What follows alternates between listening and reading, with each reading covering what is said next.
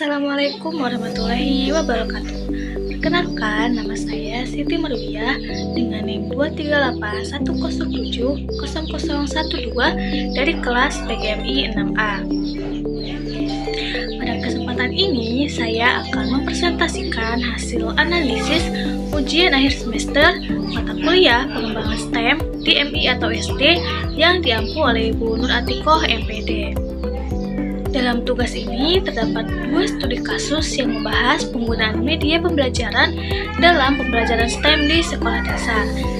Saya akan memaparkan hasil analisis dari masing-masing studi kasus tersebut. Pada studi kasus pertama, guru menggunakan video animasi 3D tentang kerja roda gigi. Kemudian siswa diminta merakit roda gigi sederhana dari kardus. Namun sekitar 70% siswa mengalami kesulitan dalam merakit dan belum memahami hubungan antar jumlah gigi dan kecepatan putaran. Menurut saya, kegagalan ini terjadi karena adanya kesenjangan antara pengalaman menonton video dan pengalaman merakit secara langsung. Kesenjangan yang pertama adalah kesenjangan dimensi. Nah, saat menonton video, siswa hanya melihat roda gigi bergerak secara visual di layar, namun ketika praktek, mereka harus berhadapan dengan kondisi nyata seperti ketebalan kardus, bentuk gerigi, gaya gesek, dan ketepatan pemasangan. Hal-hal tersebut tidak mereka rasakan ketika menonton video. Kesenjangan kedua yaitu adalah kesenjangan logika rasio. Dalam video, hubungan antar roda gigi besar dan kecil terlihat sederhana dan mudah dipahami. Akan tetapi, ketika merakit sendiri, siswa itu perlu memahami perhitungan jumlah gerigi dan hubungan antar komponen agar roda gigi dapat berfungsi dengan baik. Nah, pemahaman ini tidak otomatis terbentuk hanya dari menonton video. Kesenjangan ketiga yaitu adalah tidak adanya pengalaman motorik atau sentuhan secara langsung. Nah, saat menonton video, siswa tidak memperoleh pengalaman mencoba, salah, lalu memperbaiki kesalahan. Padahal proses trial and error sangat penting dalam memahami cara kerja mekanisme roda gigi. Selanjutnya, jika dibandingkan antara media video atau media realia, terdapat beberapa perbedaan penting. Dari segi kemampuan memanipulasi variabel, media video bersifat satu arah karena siswa hanya menjadi penonton.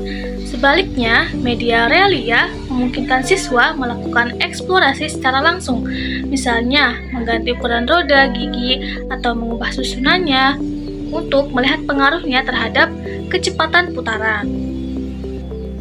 Dari segi umpan balik langsung, video tidak memberikan respon terhadap pemahaman siswa. Sementara itu, media realia memberikan umpan balik secara langsung. Jika pemasangan salah, roda gigi akan macet atau tidak berputar, sehingga siswa dapat segera mengetahui kesalahannya. Kemudian dari segi pengalaman multisensorik, video hanya melibatkan indera penglihatan dan pendengaran, sedangkan media realia itu melibatkan lebih banyak indera seperti sentuhan, gerakan tangan, penglihatan visual secara langsung, bahkan suara yang dihasilkan oleh benda tersebut. Pengalaman multisensorik ini dapat membantu siswa memahami konsep STEM dengan lebih baik. Demikian analisis saya terhadap studi kasus pertama. Selanjutnya kita akan membahas ke studi kasus kedua.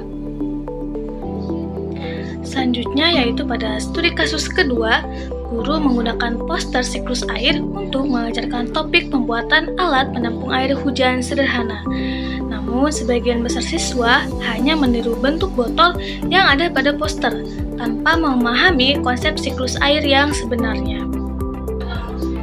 Nah, menurut saya hal ini terjadi karena poster menggunakan media statis, sedangkan siklus air merupakan sistem yang dinamis dan terus mengalami perubahan.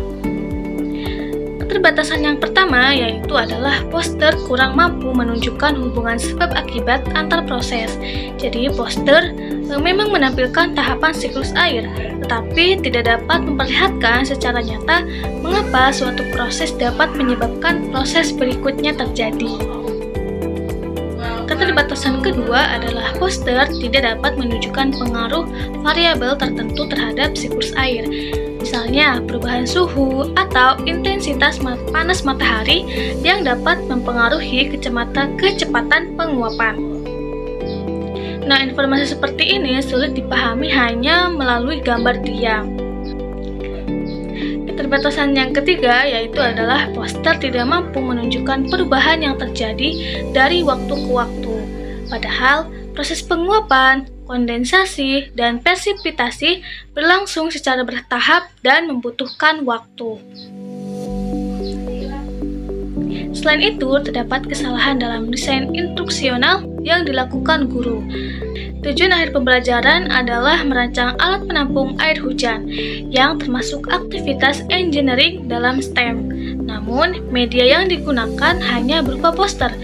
Akibatnya, siswa tidak memperoleh jembatan yang menghubungkan konsep siklus air dengan proses perancangan alat yang harus mereka buat.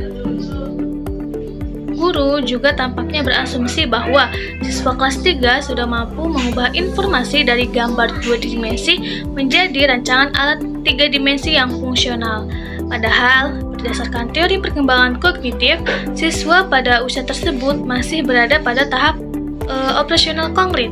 Jadi mereka membutuhkan pengalaman nyata dan observasi langsung agar dapat memahami konsep secara lebih mendalam. Oleh karena itu, pembelajaran akan lebih efektif apabila guru memberikan demonstrasi atau percobaan sederhana terlebih dahulu, misalnya mengamati proses penguapan dan pengembunan secara langsung sebelum siswa diminta merancang alat penampung air hujan. Berdasarkan kedua studi kasus tersebut, dapat disimpulkan bahwa pemilihan media pembelajaran harus disesuaikan dengan tujuan pembelajaran dan karakteristik perkembangan siswa.